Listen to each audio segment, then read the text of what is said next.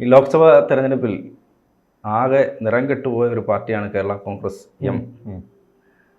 പക്ഷേ ഇപ്പോൾ പുതിയൊരു വാർത്ത വരുന്നത് ജോസ് കെ മാണിക്ക് രാജ്യസഭാ സീറ്റും കേന്ദ്രമന്ത്രി പദവിയും വാഗ്ദാനം ചെയ്തുകൊണ്ട് BJP ചർച്ച നടത്തി എന്നുള്ളതാണ്. അങ്ങനെയാണെങ്കിൽ ഇപ്പോഴത്തെ സാഹചര്യത്തിൽ ജോസ് കെ മാണി BJPയിലേക്ക് പോകുമോ? ഇതെല്ലാം ചർച്ച ചെയ്തു. നമ്മൾ നേരത്തെ സംസാരിച്ചു. അന്ന് BJP കുതിരയിൽ യാത്ര ചെയ്യും എന്ന് സാർ പറയുകയും ചെയ്തു. പ്രവചനങ്ങളെല്ലാം ഭരിച്ചുകൊണ്ടിരിക്കുക. നല്ല സമയമാണെന്ന് തോന്നുന്നു. ആകപ്പാടെ CPM-ന്റെ ഈ ഒരു എന്താ പറയുക, ഇത്രയും ദുർബലമായിട്ടുള്ള സംഘടനാ സംവിധാനത്തിനും ദുർബലമായിട്ട് മാത്രമേ നമുക്ക് അത് ഉപയോഗിച്ചു പറ്റുള്ളൂ. അല്ല, അത് വളരെ കൃത്യമായിട്ട് ആരെങ്കിലും പ്രതീക്ഷയുണ്ട് ഇതിങ്ങനെ ഇമ്മാതിരി CPM-ന്റെ സംഘടനാ സംവിധാനം ദുർബലമാകുന്നു? എന്ത് തോൽവിയാണ്! അതെ, അപാര തോൽവിയാണ്. ആർക്കും ഒന്നും ചെയ്യാൻ പറ്റാത്തതാണ്. അല്ലെങ്കിൽ പിന്നെ എല്ലാവരും പറയുന്ന പോലെ വർണ്ണ UDF FHAN ഇട്ട് കണ്ണുപിടിച്ച അതിന് എന്നെ കിട്ടില്ല. ഞാൻ അനലൈസ് ചെയ്തിട്ട് സുരേഷ് ഗോപിനെ ജയിക്കുമെന്ന് കൃത്യമായിട്ട് അനലൈസ് ചെയ്തിട്ട് നമ്മൾ എല്ലാ മേഖലയിൽ നിന്നും വോട്ട് വരും. അതുപോലെ തന്നെ സംഭവിച്ചു.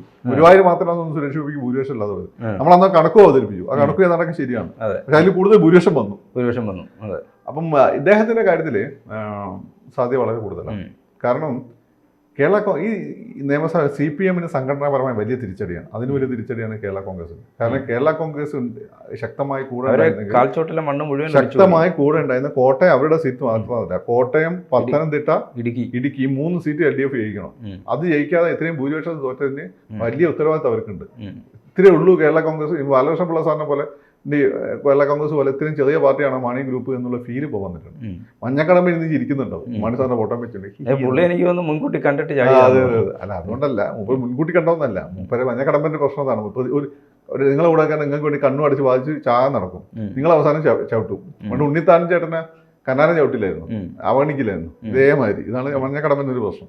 പിന്നെ ഇനിയിപ്പോ BJP ഒരുപാട് ആളുണ്ട് അവിടെ. നോബിളൊക്കെ ഉണ്ട്. നോബിൾ നമ്മൾ കാണുന്നില്ല. നോബിളാണ് ആദ്യമായി മോഡിജി എന്നൊക്കെ പറഞ്ഞു വന്നത്. നോബിൾ നമ്മൾ കാണുന്നില്ല.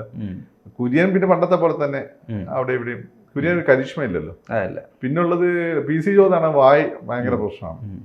ഷോണും ഈ പറയുന്ന കേരള കോൺഗ്രസ് മാണിയും പിന്നെ അനൂപ് ആന്റണി ഉണ്ട്. പുതിയൊരു ചർച്ച ഇങ്ങനെ അന്തരീക്ഷത്തിലുള്ളത് പത്തനംതിട്ടയിൽ PC ജോർജ് ആയിരുന്നെങ്കിൽ ജയിച്ചേനെ. PC ആണ് ചിലപ്പോൾ ജയിക്കാൻ മതി. PC ഷോണോ കാണാൻ ചിലപ്പോൾ ജയിക്കാൻ മതി. ഞാൻ നിങ്ങൾ പറഞ്ഞില്ല, എല്ലാവരും ഇവിടെ വലിയ രീതിയിൽ ആസസ് സുരേഷ് ഗോപിനെ കണ്ട് വലിയ സംഭവം അനൂപ് ആന്റണിയാണ് വോട്ട്. ഞാൻ എന്താ പറഞ്ഞു നടക്കിയല്ല. ഒന്നെങ്കിൽ ആസസ് വോട്ട് കിട്ടിയല്ല, അല്ലെങ്കിൽ ക്രിസ്ത്യൻ വോട്ട് കിട്ടിയല്ല. ഇതൊന്നും കിട്ടിയിട്ടില്ല. കഴിഞ്ഞ അവിടെ കിട്ടിയ ആസസ് വോട്ടും കിട്ടിയിട്ടില്ല. നിങ്ങൾ എന്താ വിചാരിച്ചത്? ഇവിടെ ആസസ് ഒക്കെ മണ്ടന്മാരാണോ? പുറത്ത് പിന്നെ സംഘടനാ സംവിധാനം പേടിച്ചിട്ട് ഓക്കെ എന്ന് തോന്നിട്ടുണ്ടോ? നടക്കിയല്ല. കാരണം അത് അനൂപ് ആന്റണിയാണ് ചിലപ്പോൾ ജയിച്ചു പോയത്. ഞാൻ തന്നെ വലിയ കാര്യകർത്താക്കളെ സംസാരിച്ചിട്ടുണ്ട്. അവർ ശരിയായിരുന്നു, അനൂപായിരുന്നു അതായത് നല്ലതെന്ന് തോന്നുന്നു. ഇതാരും എടുത്ത മണ്ട തീരുമാനമാണെന്ന്. ക്രിസ്ത്യാനികൾ അങ്ങനെ കേരളത്തിലെ ക്രിസ്ത്യാനികളെ പറ്റിക്കാൻ നിങ്ങൾ വിചാരിക്കുന്നുണ്ടോ? ഇവിടെ പെന്തക്കോസിനെ പോലും പറ്റിക്കാൻ പറ്റിയത്. വേറെ എല്ലാ കമ്മ്യൂണിറ്റിയും പറ്റിക്കുക. കേരളത്തിൽ ക്രിസ്ത്യാനിയെ പറ്റിക്കാൻ കുറച്ച് പാടാണ്. ക്രിസ്ത്യാനികളെ പറ്റിക്കാൻ പ്രയാസമാണെന്ന് പറയുമ്പോഴും സമുദായത്തിന്റെ പിന്തുണയോടുകൂടി നിലനിൽക്കുന്ന പാർട്ടിയാണ് നമ്മൾ ഈ പറയുന്ന കേരള.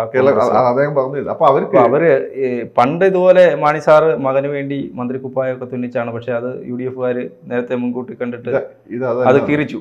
ഇതല്ല ഇപ്പൊ ഈ പരാജയത്തോടുകൂടി ഡീമോറലൈസ് ചെയ്യപ്പെട്ടു. രാജ്യസഭാ സീറ്റ് ഇവരുടെ 10-1 ശക്തിയില്ല. ഇവർക്ക് ഒത്തിരി 1-2 നിയമസഭാ നിയോജക മണ്ഡലം, ഒരുപാട് പഞ്ചായത്തുകൾ, ഒരു ജില്ലാ പഞ്ചായത്തൊക്കെ ജയിക്കാൻ പറ്റും. അതില്ലാത്ത CPIക്ക് 4 മന്ത്രിമാരും അപ്പോൾ രാജ്യസഭ കൊടുക്കാൻ പോകുന്നു, 24 MLA-മാരും. ഇവർക്ക് ഈ രാജ്യസഭാ സീറ്റ് കൊടുക്കുന്നില്ല. അപ്പോൾ അവർക്ക് മനസ്സിലായി ഇത്ര പരിഗണന കിട്ടുള്ളൂ.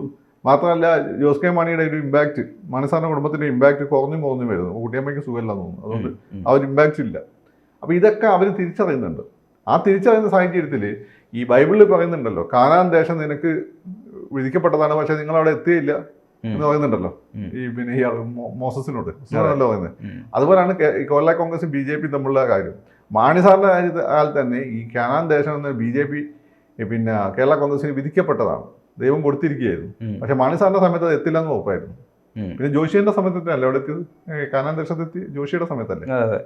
ഏതായാലും മോസസിന് ശേഷമാണ്. അപ്പൊ അതുപോലെ ജോസ് കെ മാണിയുടെ സമയത്തായിരിക്കും BJP-യിലെത്തുക. അത് മുൻപേ പിന്നെ നിശ്ചയിക്കപ്പെട്ടതാണ്. ഈ അന്തം വിട്ട പ്രതി എന്ത് ചെയ്യുമെന്ന് പറഞ്ഞാൽ അതൊന്നും അല്ലെന്ന് ഞാനിതൊക്കെ പണ്ടേ എനിക്ക് ഒബ്സർവ് ചെയ്തു. കാരണം അവർക്കൊരു നാച്ചുറൽ BJP-ആണ്. കാരണം ക്രിസ്ത്യൻ കമ്മ്യൂണിറ്റി ഇന്ന് ഒരുപാട് ഭയമുണ്ട്. അത് എത്രത്തോളം സത്യമുണ്ടെന്ന് എനിക്കറിയില്ല. ആ ഭയവും പലപ്പോഴും BJP-യുടെ ചില രാഷ്ട്രീയമായിട്ട് എവിടേക്കോ ജോയിച്ചു പോകുന്നുണ്ട്. മാത്രമല്ല എനിക്ക് ഈ സിറിയൻ ക്രിസ്ത്യൻ കമ്മ്യൂണിറ്റി വേറൊരു ഗുണമുണ്ട്. They are not promoting conversion. വല്ല പയ്യനെ ഏതെങ്കിലും ഹിന്ദു മുസ്ലിം പെണ്ണിനെ കൊണ്ടുവന്നാലും മാമോദിസ മുക്കിയാൽ മതി. ഇനി അതും അല്ലെങ്കിൽ നിർബന്ധമൊന്നുമില്ല. ആ കുട്ടീനെ ക്രിസ്ത്യാനിയൊക്കെ വളർത്തിയാൽ മതി. അങ്ങനെ കമ്മ്യൂണിറ്റിയാണ് അവർ കൺവേർഷൻ പ്രോത്സാഹിപ്പിക്കുന്നില്ലല്ലോ. ലാറ്റിൻ കമ്മ്യൂണിറ്റി പ്രോത്സാഹിപ്പിക്കുന്നില്ല, ഇങ്ങനെ തന്നെ തോന്നുന്നു. ഇവിടെ പെന്തക്കോസ്തുകാരും CSI മാത്രമല്ലേ കൺവേർഷൻ പ്രോത്സാഹിപ്പിക്കുന്നുള്ളൂ. അപ്പോൾ അതുകൊണ്ട് വലിയ പ്രശ്നമില്ല. മാത്രമല്ല ഈ സിറിയൻ ക്രിസ്ത്യാനികൾ ആചാരം വലിയ ഹിന്ദു ആചാരങ്ങളാണ്. അവർ സവർണ്ണ ഹിന്ദുക്കൾ സ്വയം പറയുന്ന ആളുകളാണ്, മനസ്സിലായില്ലേ?